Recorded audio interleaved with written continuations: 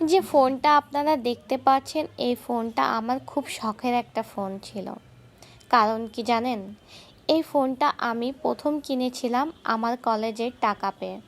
আর নিজের টাকা দিয়ে কোনো কিছু কেনার আনন্দটাই কিন্তু অন্যরকম। এই ফোনটা আমি ব্যবহার করেছিলাম ৬ থেকে ৭ বছর মতো। এর ভিতর কোনো প্রবলেম হয়নি ফোনটাতে। আমার খুব পছন্দের একটা ফোন ছিল। আমি নিজে গিয়ে এই ফোনটা কিনে এনেছিলাম আমার ফ্রেন্ডদেরকে নিয়ে। বাসা থেকে ফোন দিতে চাইনি, তারপরও আমি এসএসসি পরীক্ষার পরে এই ফোনটা নিজে গিয়ে কিনে এনেছিলাম যখন আমি আমার কলেজ থেকে টাকা পাই। কিন্তু পছন্দের জিনিস ওই যে প্রথমেই বললাম নষ্ট হয়ে গেছে।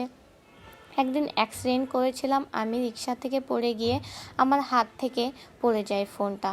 তখন ফোনটা একদম নষ্ট হয়ে যায়, ডিসপ্লে ভেঙে গেছে এবং সাইডের ক্যাসিনগুলোও নষ্ট হয়ে গেছে। সেদিনকে আমি অনেক কষ্ট পেয়েছি আমাদের ফোনটা নষ্ট হয়ে যাওয়ার পর। তারপর আমি এটা ফেলে দিইনি, এটা সবসময় আমি আমার কাছেই রাখি। এমনকি আমার এই ভাঙা ফোনটা নিয়ে আমি শ্বশুরবাড়িতেও এসেছিলাম আমার যখন বিয়ে হয়েছিল। অনেকেই অনেক কথাও বলেছে এবং অনেক হাসাহাসিও করেছে, কারণ আমি বিয়ের কয়েক মাসও এই ফোনটা ব্যবহার করেছি। কারণ ডিসপ্লেতে একটু দেখা যেত, এখন তো ডিসপ্লেটা পুরোই ব্ল্যাক হয়ে গেছে, কিছুই দেখা যাচ্ছে না।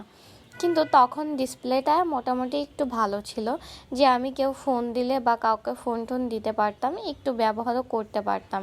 এই ফোনটা কেন জানি না আমি আমার কাছেই সবসময় রেখে দিতে ইচ্ছা করতো, তাই এটা আমি আমার বাপের বাড়িতেও রেখে আসিনি। আসার সময় আমার এই ফোনটাও আমি সঙ্গে করে নিয়ে এসেছিলাম, যে এই ফোনটা সবসময় আমার কাছেই থাকবে। এই ফোনটা দেখে অনেকেই বলতো যে তুমি কেন এই ভাঙা ফোনটা ব্যবহার করছো, এটা তো রেখে দিতে পারো এখন। তো আমি সবাইকে বলতাম এই ফোনটার সঙ্গে আমার অনেক স্মৃতি জড়িয়ে আছে, যার কারণে এই ফোনটা আমি রেখে দিতে পারি না। যখন একেবারেই নষ্ট হয়ে যাবে তখন আমি তুলে রাখবো, তাই এই ফোনটা আমি রেখে দিয়েছিলাম। পরে একটা সময় গিয়ে এই ফোনটা একদমই ডিসপ্লেটা নষ্ট হয়ে যায়, মানে টোটালি কোনো কিছুই দেখা যায় না আর। কিন্তু সেই ফোনটা আমি ওভাবেই রেখে দিয়েছি আমার কাছে যত্ন করে।